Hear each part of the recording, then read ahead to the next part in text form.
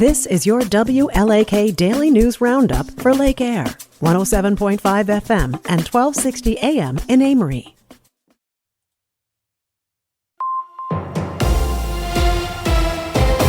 Civic Media News. I'm Terry Bell. Here's what Wisconsin needs to know.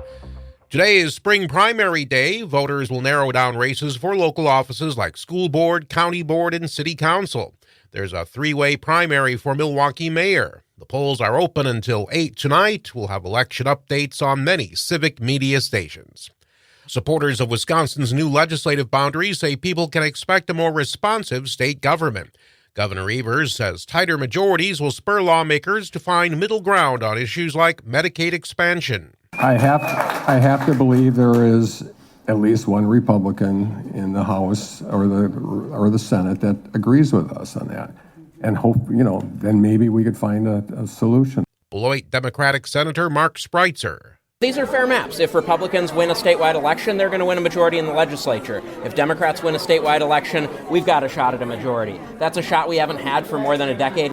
Critics of Wisconsin's new legislative boundaries say they have their own problems. Republican Senator Howard Markline of Spring Green tells Civic Media's Phil Nee that one new Senate district stretches from Richland Center to Madison. And you think about the issues in the city of Madison versus city of Richland Center. I mean, it's just two different worlds. Republicans say they're eager to look ahead. State Representative Tony Kurtz tells Civic Media's Phil Nee work can begin on the 2024 campaigns. Our clerks who work so very hard on our elections, now it gives them time to do what they need to do to marry up their voting precincts with who's going to be in those areas. Kurtz says he does not expect a lawsuit to try to delay the new maps from taking effect. The new maps will mean a lot of changes and a lot of tough decisions for state lawmakers. WisPolitics reports 21 state lawmakers are now drawn into the same districts, including 6 in the Senate and 11 in the Assembly. Some lawmakers say they plan to move in order to try to stay in office. I'm Terry Bell, Civic Media News. Now here's what you need to know closer to home. For WLAK News, I'm James Kelly.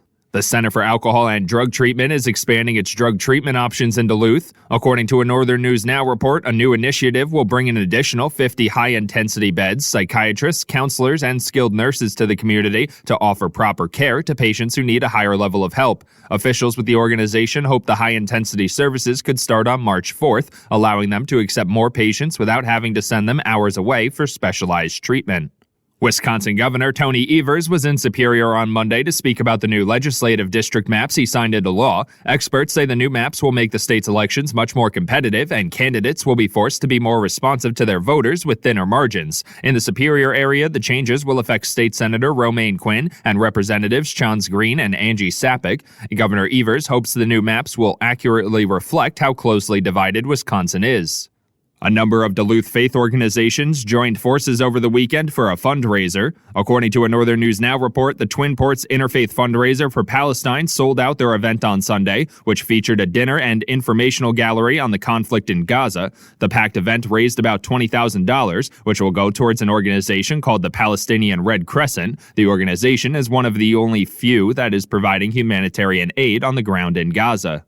Spirit Mountain Recreation Area will be offering discounts this week for its Spirit Loves Duluth Days. Anyone who can provide proof of Duluth residency will be offered $5 lift tickets, Nordic passes, rentals, and tubing on Thursday and Sunday this week. In addition to the discounts, Spirit Mountain will also hold free lessons for skiers and snowboarders who don't have much experience. The discounts will be available from 10 a.m. to 8 p.m. on Thursday and from 10 a.m. to 6 p.m. on Sunday. Reservations can be made online.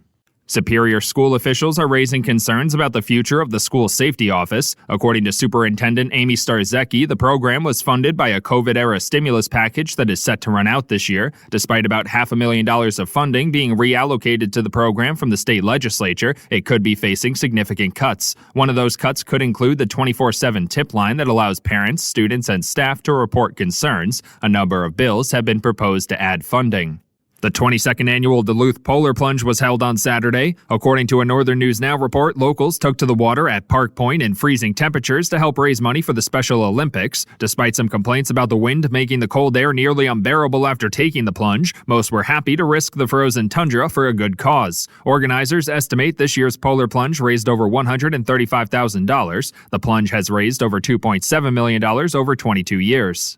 The Wisconsin Department of Natural Resources is reminding fishing enthusiasts that permanent ice shanty removal deadlines are at hand. According to a press release, anglers must remove their ice shanties from Wisconsin-Iowa boundary waters by Tuesday. Shanties on the Wisconsin-Minnesota boundary waters must be removed by March 1st. Shanties on inland waters south of Highway 64 must be removed by March 3rd. And shanties north of Highway 64 and on Lake Superior must be removed by March 17th. Voting is now open for which movies should be shown at Downtown Duluth's Movies in the Park series this year. To participate in the voting, visit the Downtown Duluth Facebook page and like your top 8 choices out of the 14 available movies. The movies include classics like Back to the Future and new movies just out of theaters like Barbie and Wonka. Voting for the movies will close by March 8th, and the winners will be shown for free in Leif Erikson Park every Friday around sunset from July 12th to August 30th. And that's what you need to know. For WLAK News, I'm James Kelly. Sunny and a little warmer today. We'll get to 46 for a high this afternoon. The wind will be from the south at around 5 to 15. Tonight, mostly cloudy. A little more fog possible overnight tonight. Our low 27 tomorrow. A little patchy fog in the morning, then mostly sunny 47 on Thursday. Sunshine with a high of 46. I'm meteorologist Sean Cable. Temperature now 30. The Badgers fall in the rankings. Hi, I'm Mike Clemens with sports. After losing on the road to Iowa, the Wisconsin Badgers men's basketball team has dropped out of the top 25 listing. Wisconsin has lost 5 of their last 6 games. They host Maryland at the Kohl Center. Head coach Greg Gard met with reporters and was asked, what do you say to a team that's dropped out of the top 25 rankings? No, I think there's, you look at, we've had other teams go through it too. I don't look at, because we don't talk much when we've won 5 in a row or 6 in a row or 7 of 8. And I don't worry about or talk about, we've lost X number of how many, or we've won 1 in a row or 2 in a row. Let's get ready for Maryland and take it one day at a time and one game at a time. That's the Badgers head coach Greg Gard. Marquette falls to the number 7th ranked team in the nation after losing by 28 to the number 1 ranked UConn Huskies. The Golden Eagles host DePaul tomorrow night. Baseball. Reaction to the Brewers signing pitcher Brandon Woodruff to a new 2-year deal while he recovers this year from surgery to repair his shoulder. Brewers outfielder Christian Yelich. Yeah, he's a great teammate. Everybody loves having Woody around, and it's just going to be big to have him around this year. Whatever capacity, whether he pitches or not, who knows? But just to have him around, and then hopefully have him again next year, ready to go, will be huge for us. And love playing with him. There's nobody else I'd rather have the ball on the mound than Woody. He's proved it over and over again in big games, and great competitor, great teammate. So it's really nice to have him back. That's the Brewers' Christian Yelich. With sports, I'm Mike Clemens. I'm Pete with a 60-second Showbiz Beat. Schneider's gonna schneid. Former Dukes of Hazzard actor and country singer John Schneider equated Beyoncé trying to get her 2 new country music songs played on a country music station to a dog peeing and marking its territory. I know what you're thinking. Who in the heck is John Schneider? If you're looking for a show, The Tourist on Netflix is a pretty decent watch. It stars Jamie Dornan of 50 Shades of Grey fame and Danielle McDonald as a sympathetic police officer married to a schlub who provides comic relief. Dornan plays a man who lost his memory after a car accident in which he was run off the road. Pretty decent execution of an age-old premise. There are currently 2 seasons of The Tourist available. For more showbiz fun, tune into Nightlight with me, Pete Schwaba, every night between 7 and 9 p.m. on the Civic Media Radio Network.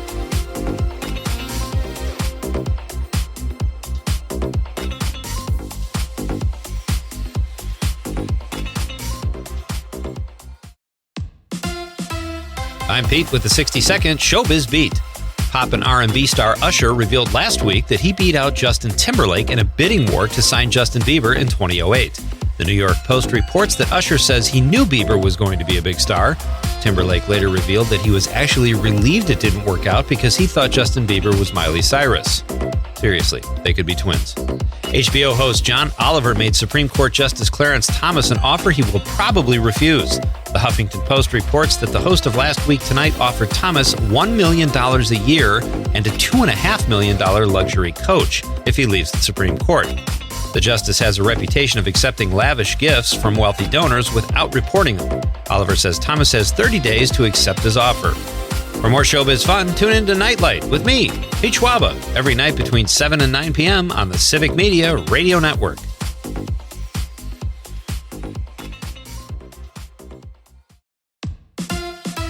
I'm Pete with the 60-second Showbiz Beat. American Idol judge Lionel Richie admitted he made a mistake by leaving Madonna out of the We Are the World production in the mid-1980s. The music legend appeared last week on Jimmy Kimmel Live to discuss his new Netflix documentary, The Greatest Night in Pop.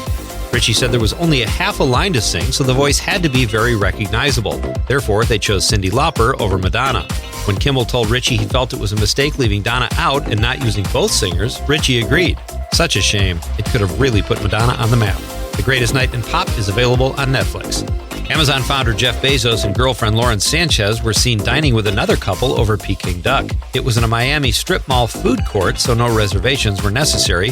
Bezos admitted the place wasn't his first choice, but Sbarro had a really long line. For more showbiz fun, tune into Nightlight with me, Pete Schwaba, every night between 7 and 9 p.m. on the Civic Media Radio Network. That's your WLAK Daily News Roundup from Civic Media. Subscribe to this podcast on Spotify, Apple, or wherever you find your podcasts. Find more news at lakeair.radio.